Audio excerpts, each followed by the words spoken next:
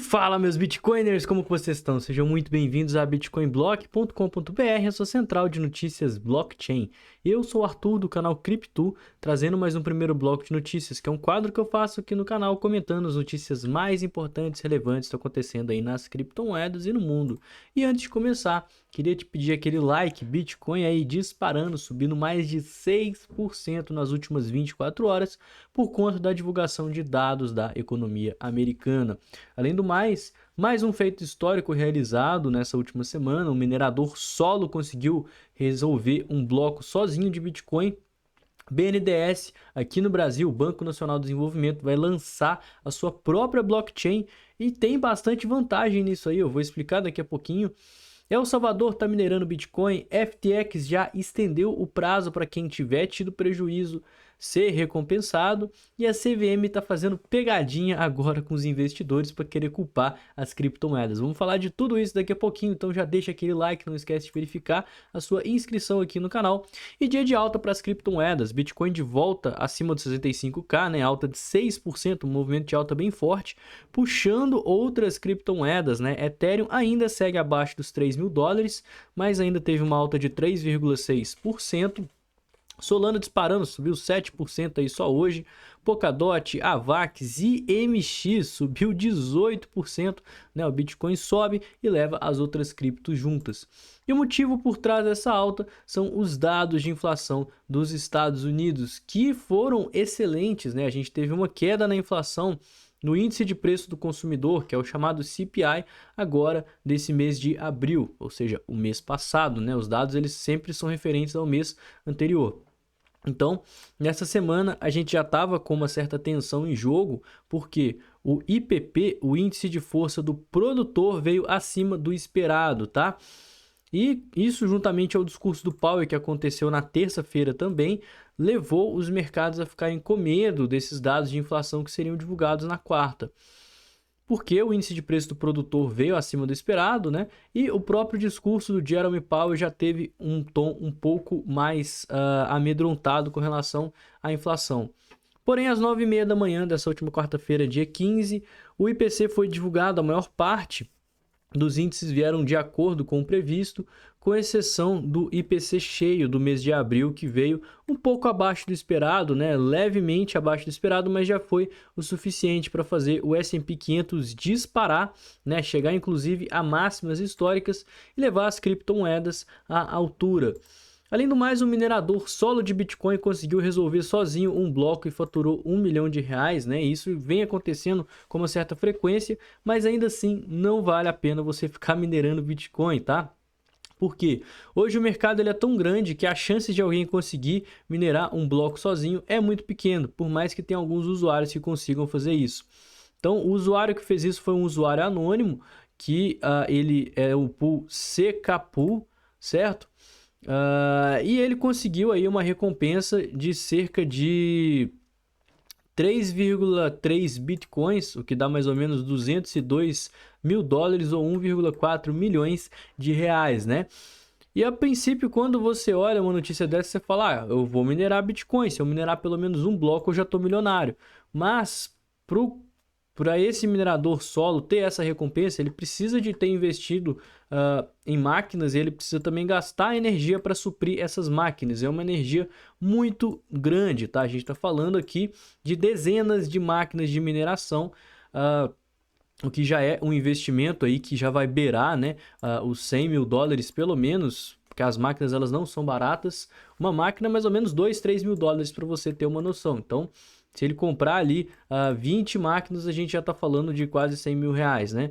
80 mil reais, por aí. Além do mais, a gente tem o custo, né? O tempo que ele deve ter ficado tentando conseguir minerar esse bloco sozinho. Então, se você olhar no longo prazo, ele deve ter gastado muito mais de R$1 milhão, que certamente não pagou, né? Então, a chance dele minerar outro bloco desse, se é que existe, é muito pequena. Para você ter uma ideia, esse foi o bloco de número 284 em ordem, né, das pessoas que conseguiram minerar blocos sozinhos.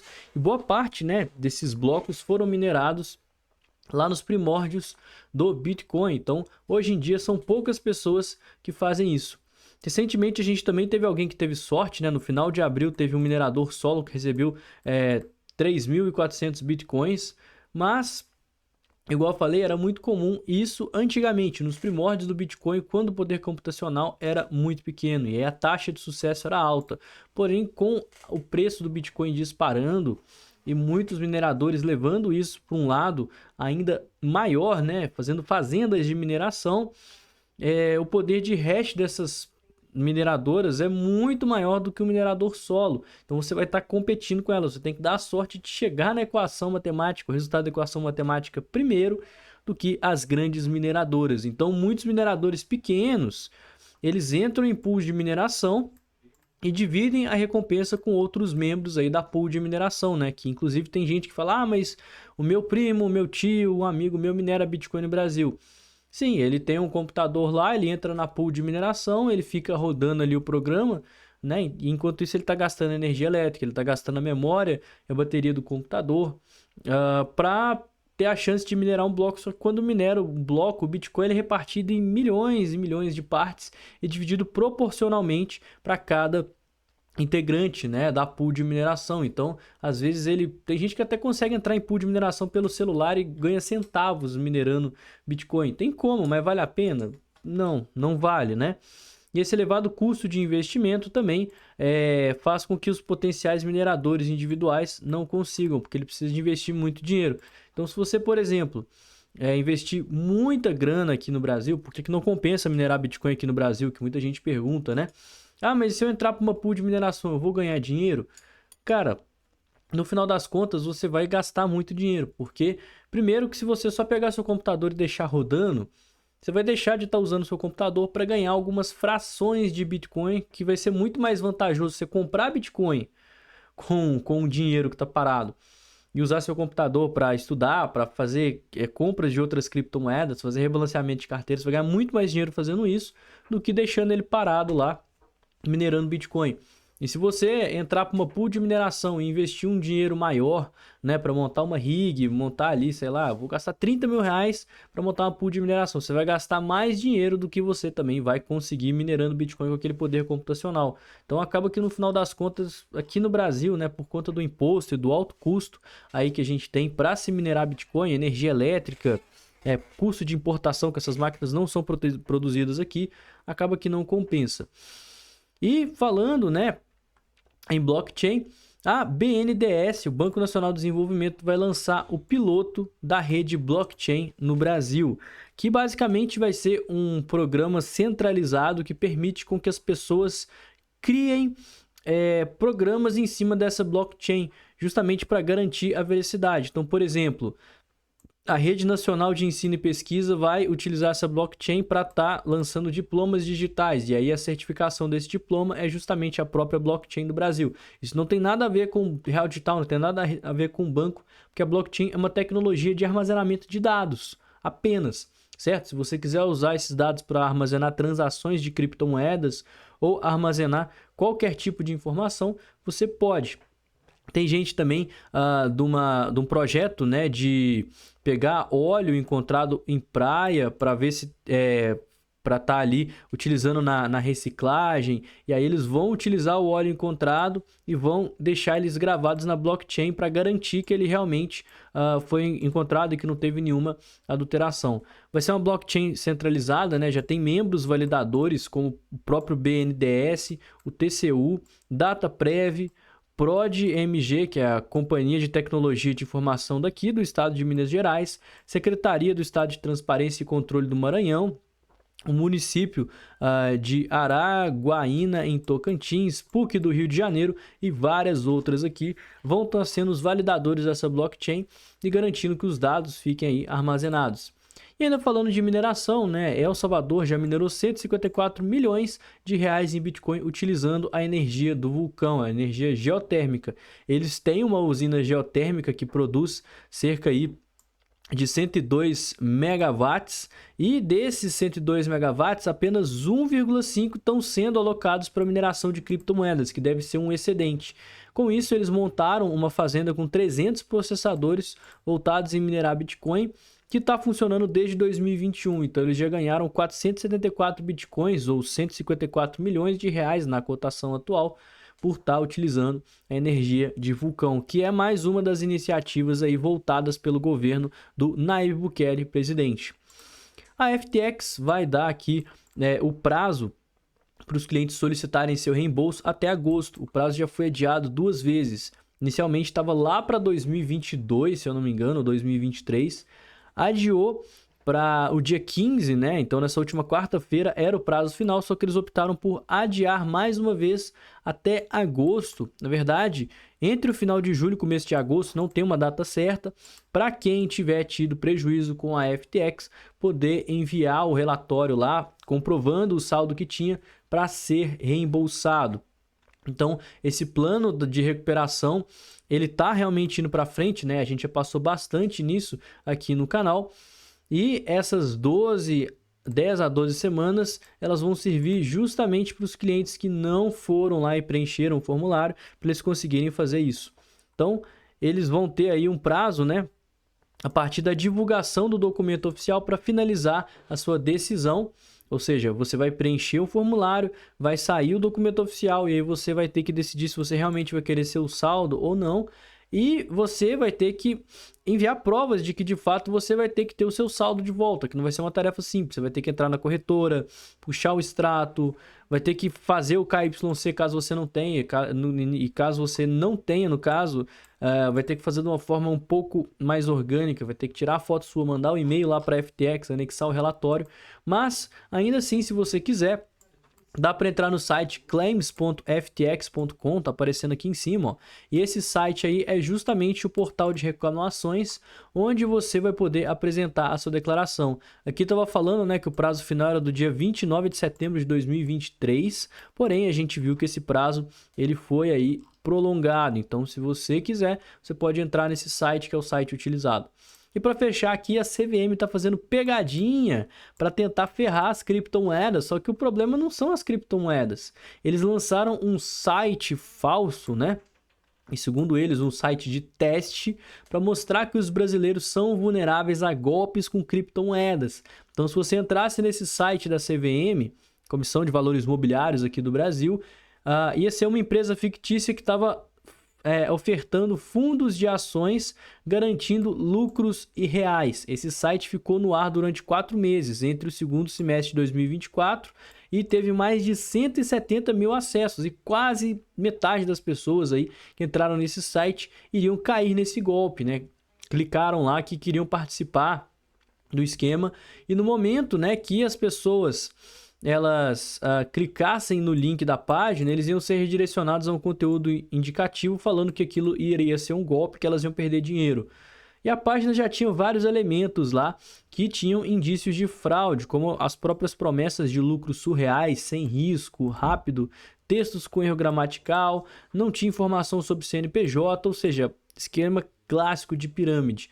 E 48,8% das 884 mil visitas clicaram, né, que tinham intenção de investir no produto. Mas o problema não são as criptomoedas, porque a cripto não faz isso. A cripto, você investir em criptomoeda não tem problema nenhum, né? Você está investindo em um ativo, igual você investe em uma ação. O problema é a empresa que utiliza da narrativa de criptomoedas para aplicar golpes. E tem esse tipo de coisa com a XP Investimentos, empresa fachada que fala que é da XP e que oferece renda fixa garantido 10% ao mês com ações. Tem isso com investimentos no exterior, com ETFs, com fundos de investimento, traders aí de mini índice que falam que vão aí dar sinais e fazer a pessoa ficar rica. Então o problema não é a criptomoeda, né? Eles estão aqui querendo apontar um problema, mas falar que a causa do problema são as criptos quando não são as promessas falsas. O brasileiro, na verdade o ser humano em geral, mas o brasileiro também é muito disso, né?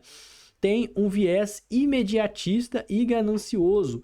Qualquer promessa imediata, qualquer promessa surreal, as pessoas vão acabar acreditando. Tem gente que vai cair nisso. Se você falar, emagreça 30 quilos em um mês, tem gente que vai acreditar. Aprenda a correr uma maratona em 2 semanas, sem esforço nenhum. A galera vai acreditar, né? Ah, fique musculoso da noite pro dia, utilizando tomando essa vitamina caseira e colocando um negócio que você fica sentado no sofá e estimula o seu músculo. O pessoal vai acreditar, fique milionário, investindo nessa empresa sem risco nenhum. Independente se está ofertando criptomoeda, independente se está ofertando ação, qualquer coisa, a pessoa não liga, cara. Ela só tá ali pela promessa e não pelo ativo. Então, a CVM está simplesmente querendo arrumar alguma pega para culpar as criptomoedas e regulamentar e banir ainda mais elas, sendo que a culpa não é das criptomoedas e sim da promessa falsa.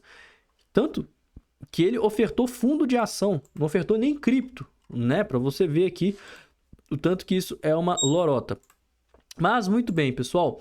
Bitcoin nesse exato momento subindo pra caramba, 63.300 dólares, testando a sua resistência mais forte, né? No caso, 65.500. E face ao volume que a gente teve, né? Fechamentos aqui acima dessa região de topos, regiões inclusive que era região de rejeição, a gente teve fechamento. Por conta do CPI, eu acho que a gente vai romper, tá? Mas ainda assim, para eu ficar mais otimista com o Bitcoin, cara, eu quero ver um pivô aqui. Aí, quando eu ver um pivô, a gente vai abrir trades em long no Bitcoin. Inclusive, a gente tem trades em long aberto em altcoins que eu passei pro pessoal lá do escritório de investimentos, né? Face a essa hype das meme coins, eu tô de olho aí em algumas.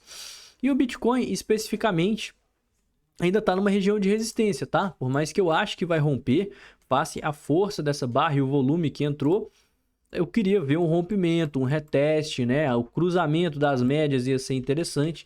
Aí a gente começa a ver o Bitcoin com um viés mais altista e a gente fica de olho na região de máximas para saber se tem chance aí de estar tendo eventuais rompimentos. Por outro lado, galera, se a gente rejeitar essa região dos 65, 66 e perder os 60, cara, aí a situação fica feia, tá? Aí nem o CPI dos Estados Unidos está conseguindo puxar o Bitcoin. E detalhe, a Bolsa de Valores americana está nas máximas históricas. Se a gente puxar aqui o índice do S&P 500, olha só, superou a máxima histórica que foi feita lá em março, tá? Superou com um gap de alta, inclusive. Então, Bolsa de Valores extremamente bullish.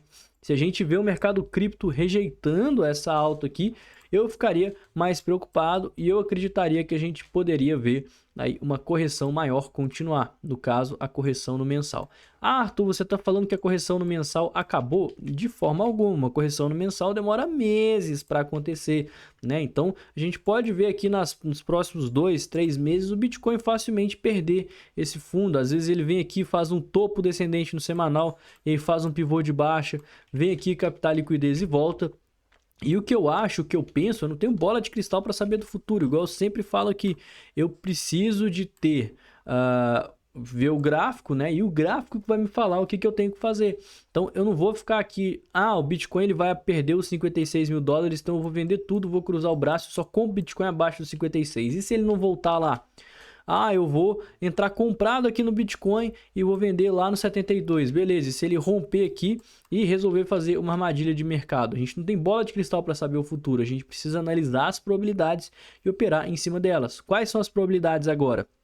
Eu vejo como sendo muito provável a probabilidade da gente romper a região de resistência e engatar uma tendência de alta aqui no gráfico diário, tá? A gente vai estar fazendo o pivô de alta, rompendo a resistência, a gente vai estar virando a região das médias, então no eventual reteste vai ficar interessante da gente poder fazer trades em long. Beleza, bacana. Enquanto isso não acontecer, eu ainda continuo sem trades no Bitcoin. E se a gente cair, a gente tem que ter caixa para comprar Bitcoin à medida que cai. Então eu vou escalonar várias ordens de compra se cair.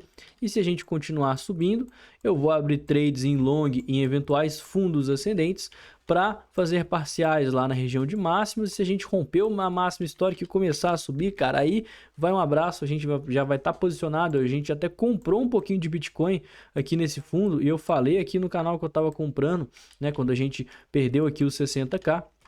Então a gente já está aí exposto ao mercado e vamos aproveitar para lucrar.